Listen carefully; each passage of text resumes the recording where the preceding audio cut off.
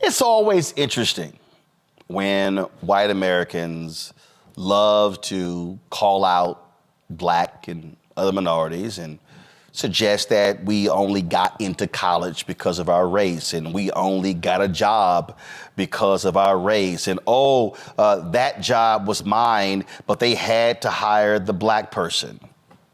But they never ever say that when the person is white. Joe Rogan and Christopher Rufo, he was the one who was attacking CRT. Christopher Rufo, the one who went after the sister at Harvard. So they were having a conversation, and they were critical of White House Press Secretary Karine Jean-Pierre. Here's some of their conversation. It is interesting that he's so frail that he's transparent, right? And he's so transparent to the point where the White House press secretary accidentally tweeted as him from her account. You saw that, yeah, right? Which is wonderful. I love when that happens because it's like, thank you. I was wondering, and now I know. I was really confused. I kind of had a feeling it was you. Yeah. And is there ever been a worse White House press secretary? How did she get that job? She's so bad at convincing people. There's a bunch of like hardcore, ideologically driven, left-wing pundits that are on YouTube that could do a way better job. And they would be fucking psycho about it. Yeah. They would be psycho about it, and the left would be like, yeah. Like, she's not the one. Yeah. Like, she's fucking terrible at it. She gets called out for stuff all the time. She gets set up for stuff all the time. Like, Peter Doocy's always setting her up. He talks to her about... Doocy's amazing. He's so good. He'll provide a little bit of this, but then what about that? Yeah. And, she's just awful at it. And she's only really challenged by one person. Right. In the briefing room, and still manages to bungle it on the daily. Well, it's just there's so much madness that she has to, like, cover up. It's and look, this is, again, a kind of brass tacks way of talking about it, but it's what happens when you put identity over competence. Yeah. Everyone knows, like, explicitly, and then when you hire someone, it's a big celebration of all the different intersectional identities the candidate has.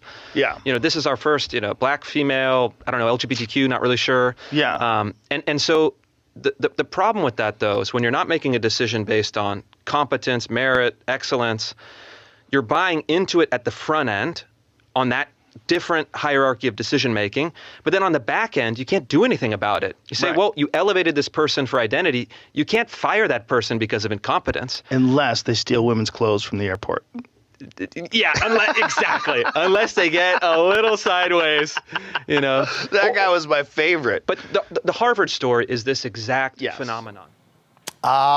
So don't you love Joe Rogan, who somehow can't identify any facts whatsoever by saying, oh my God, she actually was tweeting for Joe Biden. Go to my iPad. Hey, Joe, since you think you're so damn smart, this is Dan Scavino. Do you know who Dan Scavino is? He was the one who often was tweeting for Donald Trump. Yep.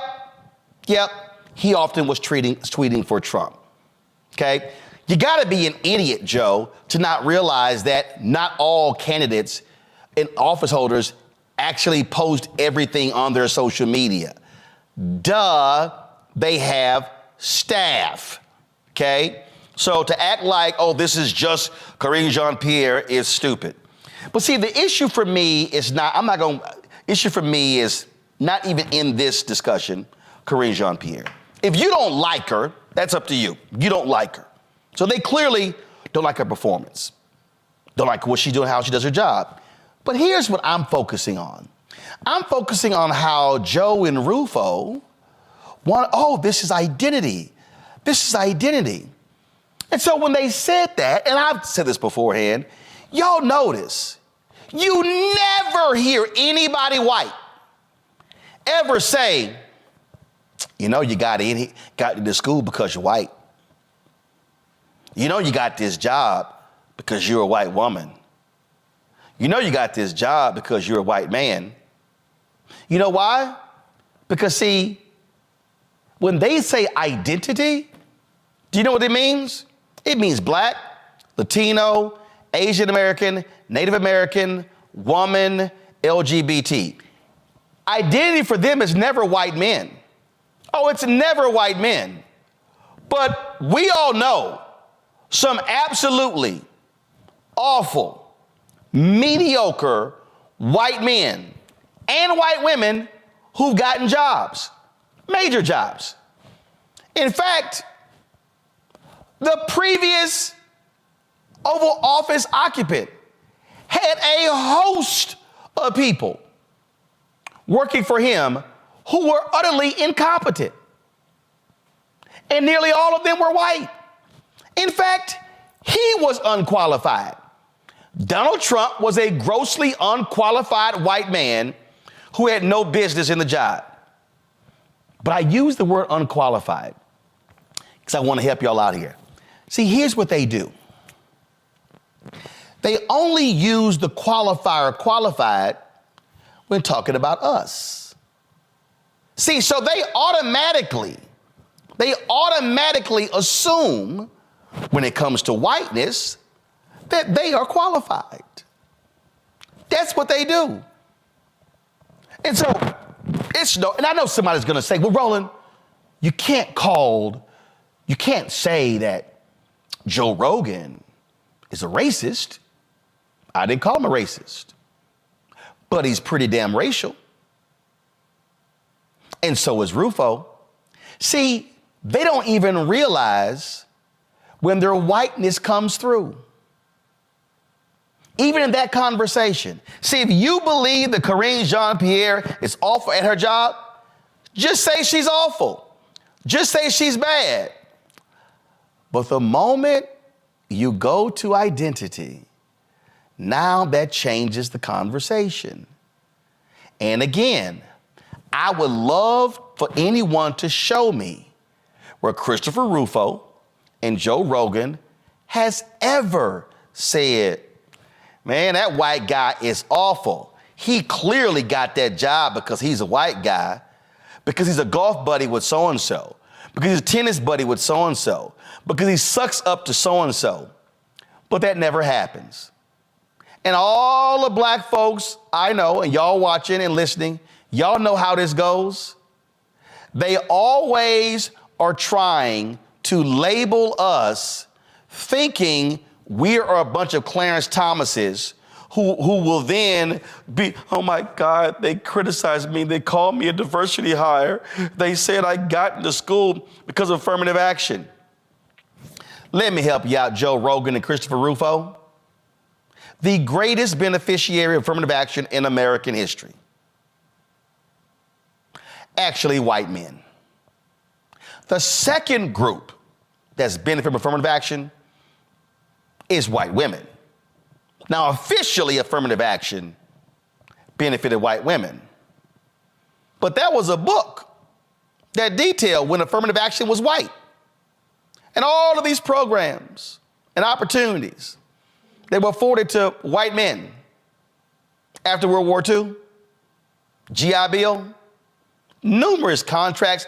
We can go down the line. We see it every day. How many white men got hooked up with COVID contracts by Trump just because Jared said give it to him? I don't recall you, Joe, or Christopher calling them out for their identity. It's amazing how y'all never, ever question white identity, but you sure question identity for other people. I'll go to my panel here. Start with you, Teresa. And we all know the game. And we know exactly how they do it. And so I'm going to hit them every time by saying, please, by all means, show me when you call out whiteness. They never do, because they automatically assume they're always qualified and they always are excellent at the job. Yeah, and I think that's the most disrespectful thing, especially when we think about being black in America and what that looks like. I've never been a fan of Joe Rogan and Chris due to probably the 2 years ago when on their podcast they had over 20 episodes where they used the N-word and also compare black communities to the Planet of the Apes. And even with that, which I'm hoping Spotify is not on this $30 million spend, but even with that, it's troubling that, you know, as many folks, you know, get canceled for saying, racial slurs and, disrespect, these folks still continue to remain in our space. They continue to make monies off the backs of what we're doing. As it relates to Karine, she is qualified. She has been in the position to lead the voice of the administration. But the ignorance of Joe Rogan and Chris that, only, the president in real time can tweet his own, that's just, again, them going backwards, them being prehistoric on how they use journalism and lack thereof. So, the identity thing, basically, to me, my 34 years of living always has said that we don't belong, and we never really were supposed to have these positions. So I'm not sure if I hear it as identity, but more so as just a racial slur. Well, the reason I'm pointing this out, Julian, because I want people watching and listening to learn to listen differently. And I've been calling this out for years. It's no different than somebody seeing me in my Texas A&M gear and go, did you play football? How did you arrive at that conclusion? That is a racial assumption because I know what they're actually saying. Oh, black guy, look like stocky built. Oh, you went to a white school? Oh, y'all, you can only have gone there because you played football. But what they do here, and this happens everywhere, this happens in law firms, it happens in corporate America, happens in Silicon Valley, is what they do is when white folks don't like somebody, oh, yeah, you only got your job because you're black. I mean, I used to get these emails from white folks all the time when I was at CNN. You're not qualified to be there. And I'm going, fool, you can't even spell resume. Roland, if you want a good laugh, back in the day when I used to do CNN, MIT would call me. They would always, refer to me as an MIT trained economist. MIT got more calls on me than there was one other person than anybody else. Does she really have a degree there? I mean, they would call MIT alumni office to check my credentials, which was cray-cray to the cray-cray, and to the point that they had a little 3x5 card to say, if they ask you about Malvo, yeah, she went here. She finished in 80. So this happens all the. Here's the deal. Credentials and qualifications for all of these people, the norm is white male. And anybody who deviates from that norm, black woman, white woman, GBLTQIA person, if you deviate from the norm, then there are going to be questions raised. You got your job because you were. Fill in the blank. No, you got your job because you were qualified. Because quite frankly, any of us who got those jobs understood that we would be scrutinized, that we would be looked at closely, and our credentials would be questioned. But so this conversation around Karine is a stupid conversation. It's stupid because she, first of all, worked under Jen Psaki, who everybody loves.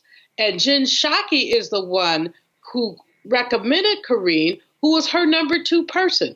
Is this not white American meritocracy? Number 1 gives up for number 2. And Karine has done a great job. Now, if I were having a one-on-one conversation with her, which I adore her, we're friendly, I'd say, come a little harder. But guess what? If she came a little harder, what kind of other splash would we get? These ignorant white boys simmering in their privilege have the temerity to attempt to tear down a black woman, which seems to be the sport of the day in these United States. Fani Willis, Barbara Lee, we can call the roll. And so these white boys, and I couldn't call them men because they are boys. Not only are boys, they're stupid white boys. They're out of order, out of line, out of control, and they believe that they are the center and the rest of us are the margin. And here's the deal. I mean, let's just be clear, Congo. Do we want to say Clarence Thomas got picked because of identity? See, again, though, they never want to do that. But again, you never hear white folks say, oh, they got that job because they're a white man. No, they only use that language when it applies to non-white people. Absolutely. And I see this across the country, whether I'm working with schools, corporations, government groups, this idea of Black employees having their qualifications questioned. It's a run-of-the-mill situation. And I can go right to the Biden cabinet right now. I mean, Pete Buttigieg is part of the LGBTQ community, but nobody brings him up as being hired for that part of his identity. Nobody talks about that. And so right there in real time, you're seeing how a situation is never brought up for the white man who's in office. People don't bring up his age. They don't bring him being young. They don't bring up any of that. Those types of issues are reserved for us. And like the late Joe Madison said, rest in peace, we got to read with a third eye and listen with a third ear, to really understand what's being said when they drop these little statements. And we have to also understand that if we don't call people out, people who have these popular platforms like him or Rogan, they get away with it. They get away with it, and it gives a permission structure for everybody else. And you went to the Trump administration, another person, like you said, who was not uncool, was not qualified, who started his own campaign by questioning the superior qualifications of Obama with his birther arguments and demanding his transcript. And when we bring it back to Karine Jean-Pierre, she worked for the Biden, she worked for the Obama administration, she worked for the ACLU. She is seasoned in this work. And so with a guy like Rufo, whose only goal is to get rid of anything that recognizes us in any way, shape, or form and honors our merits, if we don't continue to speak up, they're going to continue to get away with it. And so I'm very glad, Roland, that you're trying to get people to listen beyond the basic of what's been said. Because she, like you said, could have said, I'm just not feeling her. But all of that, once you go into that qualifications, rambling, that's when we know we got you. And Joe, and yep. Teresa was saying, Rogan's got a history of this. I wasn't going to play this, but this lines directly up with what I'm talking about. Y'all have the Bill Maher comment? Bill Maher?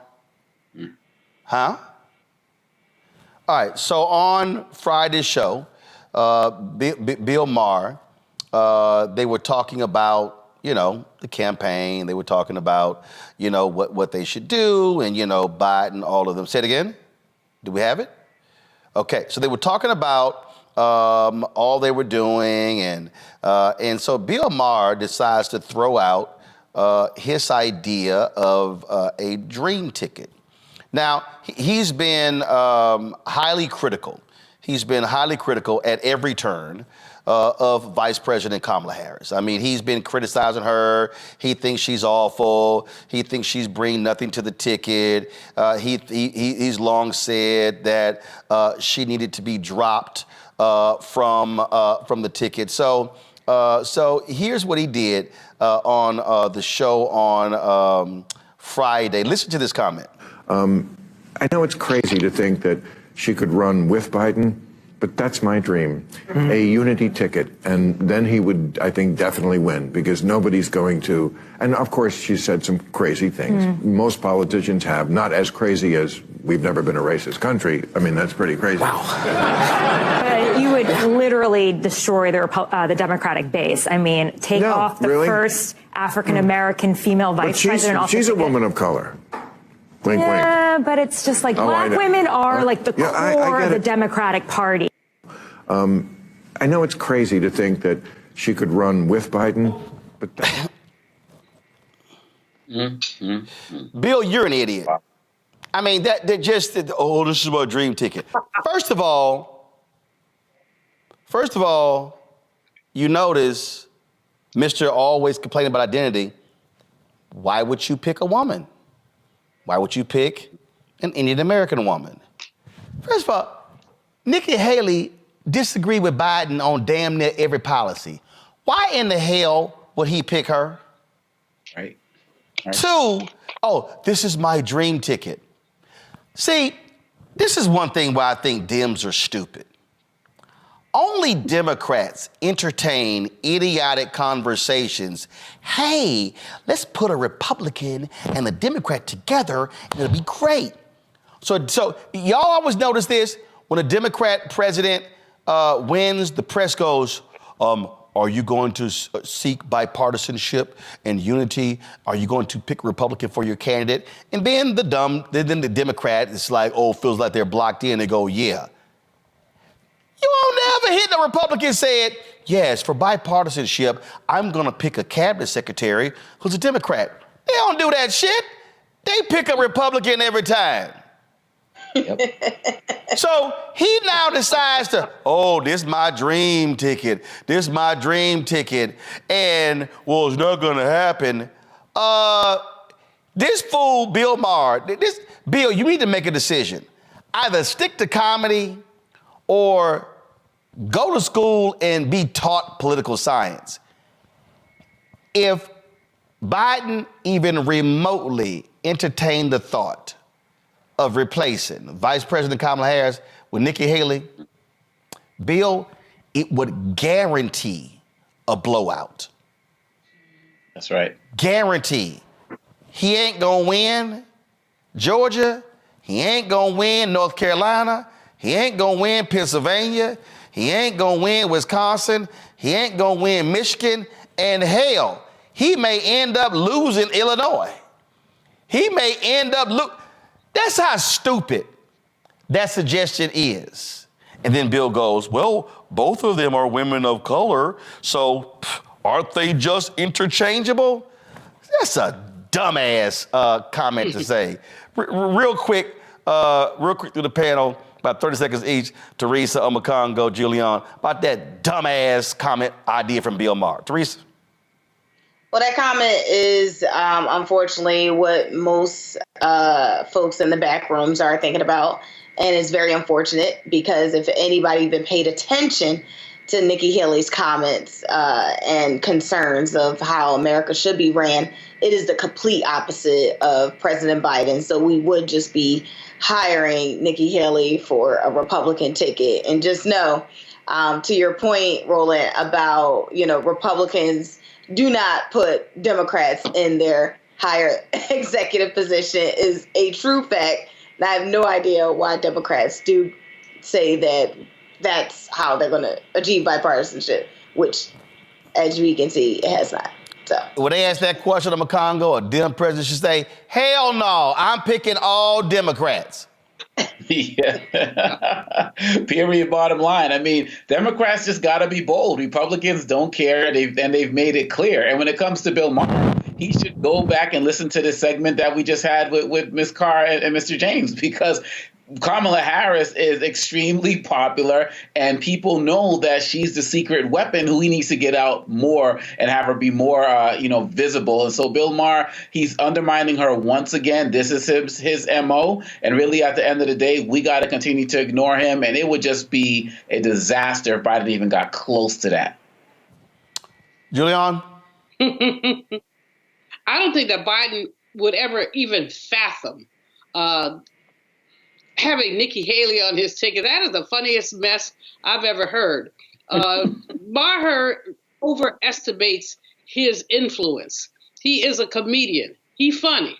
He ain't that funny, but he's funny. But he is not a political strategist, and his dreams, which would be American nightmares, have nothing to do with nothing. And Teresa's point is one we should explore. Democrats always want, we want to play kumbaya. We want to be the nice guy. We need to stop that mess. So we'll put a Republican in, and we often do. When have you seen a Republican put a Democrat in? This is not called equal time, Bill Maher. Hell to the GD, no.